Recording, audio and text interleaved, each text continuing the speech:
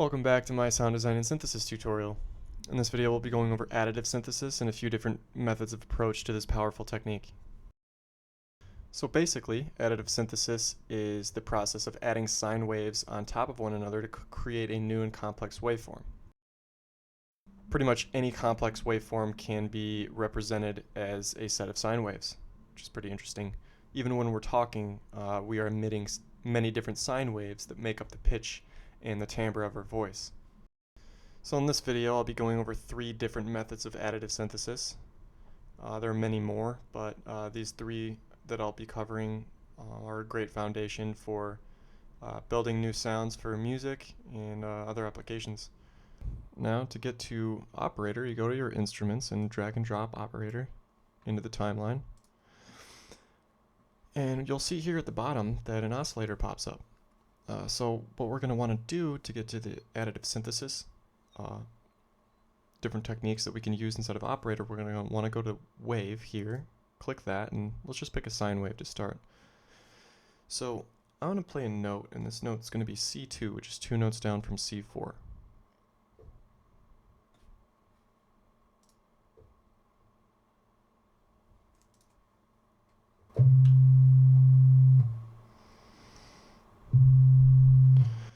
So if you look here in the oscillator, this is the fundamental frequency of the note, which is the very first harmonic.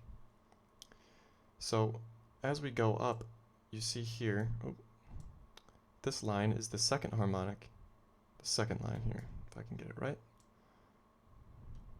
And the amplitude is how far you're bringing it up. So you can hear that doubling of frequency, which is the second harmonic. 1, 2, 3, 4, 5, and 6, and so on, until you can get a pretty interesting sound coming out of the speaker.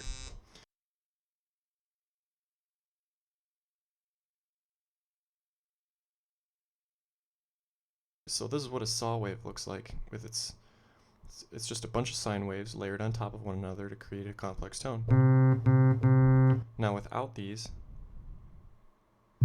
it's just a sine wave. So we know that we can draw something that looks like this and it becomes a saw wave.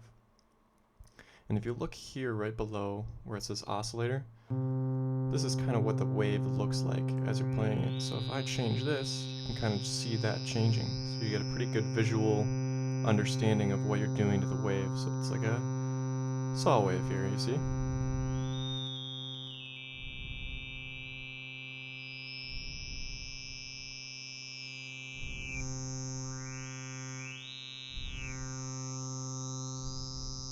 You see some constructive interference when you bring the more harmonics in and out of the amplitude, so you gotta be careful of that if you want a loud sound.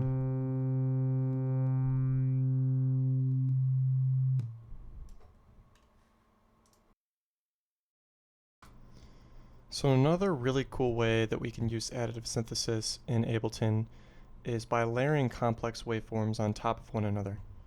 So we're not exactly restricted to only layering sine waves on top of one another as previously suggested, but we can take complex waveforms that we've created by layering sine waves on top of one another and layer those on top of one another to achieve a completely different sound than what you would have originally thought. So what I'm going to do here is layer 3 different sounds, completely different sounds, on top of one another and see if I can find a really cool kind of rhythmic pattern out of it.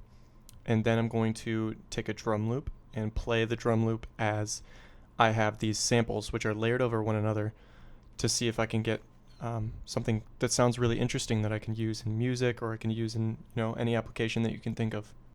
So first I'm going to take a sound and I'm going to take this sample, put it right here, and it sounds like this.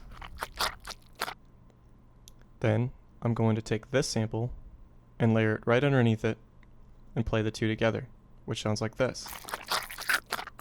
And then I'm going to layer a third complex waveform underneath these first 2 and we can see what it sounds like.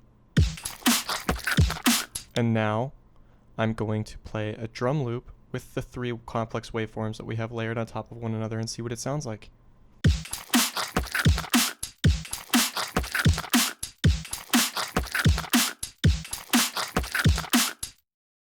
That sounds very interesting.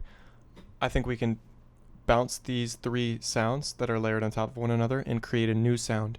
And we can do that with resampling.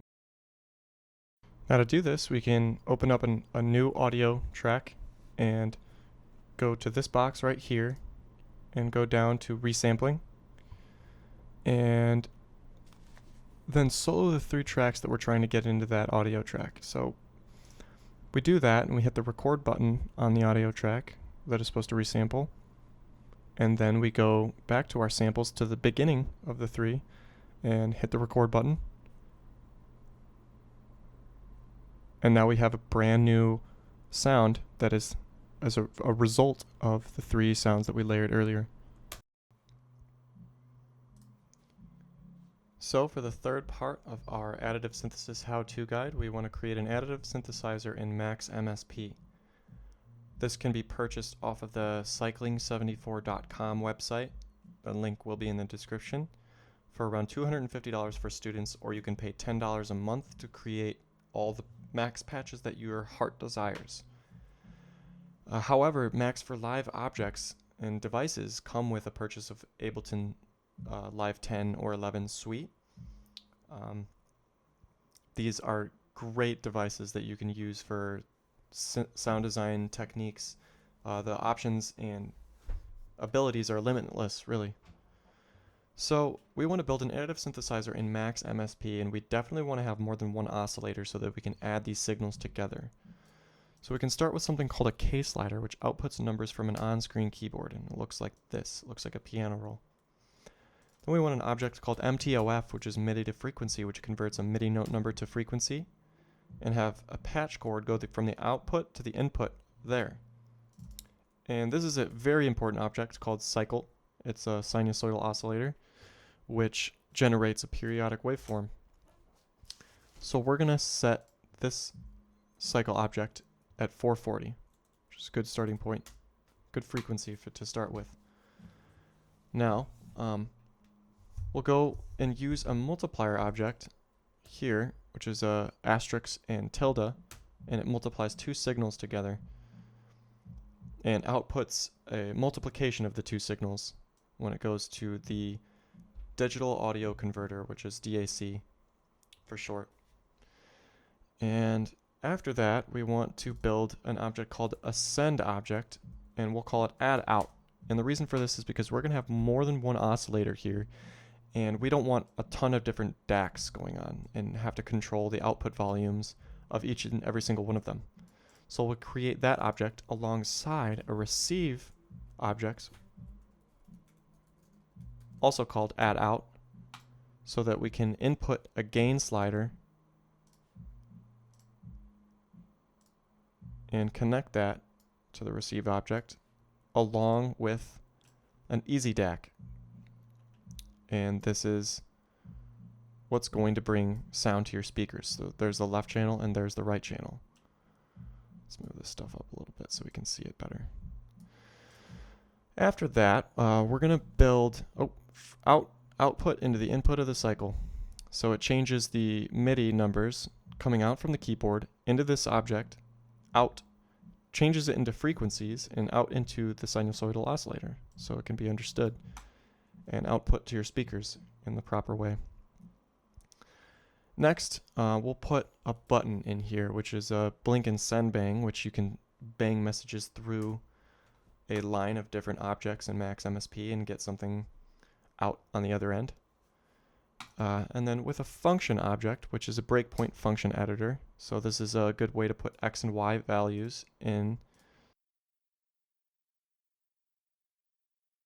We're going to use this for the purpose of using it for an ADSR envelope. So ADSR stands for attack, decay, sustain, and release. This works really well with a line object, which is a linear ramp generator. It's used to generate a signal ramp or an envelope. So from the output to the destination of here. So we're going to pull this patch cord out from the line and into the right hot inlet of the multiplication object. And this takes the message that comes from the bang, that comes from the MIDI messages to the bang into an envelope, which then sends these values through the ramp generator and back into the signal flow. So from at this point, the cycle information is being multiplied with the information from the envelope, which is then output. So this has an effect on the sound itself. Let's see if we can get any sound now.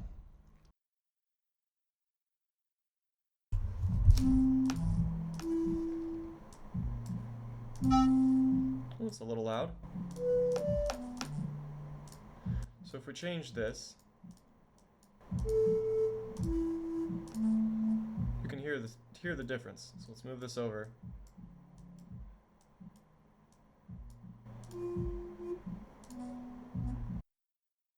Pretty cool. So this is the first step in our additive synthesizer. So what we're going to want to do is maybe make this a little smaller so that we can duplicate and continue on. So we're going to take all this information here.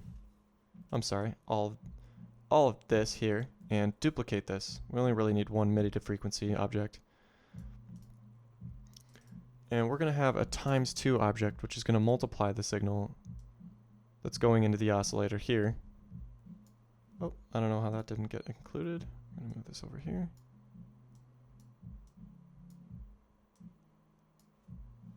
And outputs here. And into here. So now let's hear what we've got.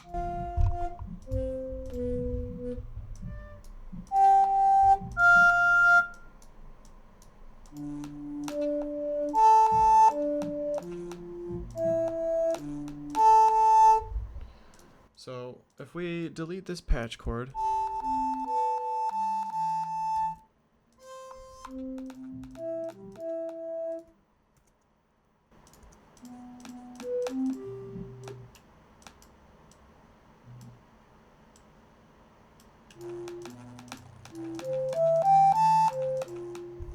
as you can hear, our additive synthesizer is really coming together now. And to follow along with the harmonic series, we're going to change this number here to 3 times 3. So that's going to be the third harmonic of 440. So if you double 440, a doubling of frequency means you go up an octave. So 440 is octave 1, 880 is octave 2, and let's see, 880 plus 440 is 1320, which is the third harmonic of 440. So we're going to connect these cables here.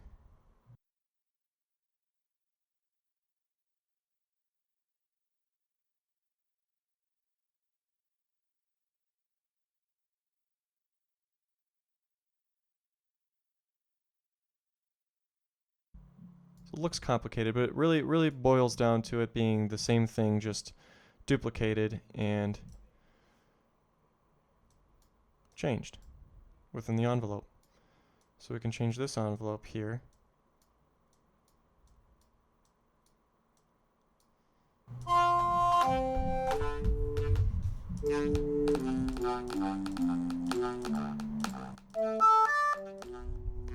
You can hear the different harmonic content within the synthesizer, and this is exactly what we can use to make different sounds. You can actually output this into an audio channel within Ableton, or you can record it straight to audio. This is a great way to start with additive synthesis in Max MSP. This is a very basic additive synthesizer. It gets a lot more complicated than that after this, but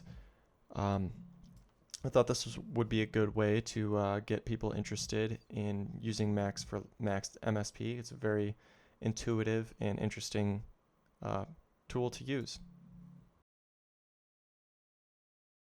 Well, that just about wraps up my additive synthesis how-to video. Next up is going to be subtractive synthesis. Thank you for watching.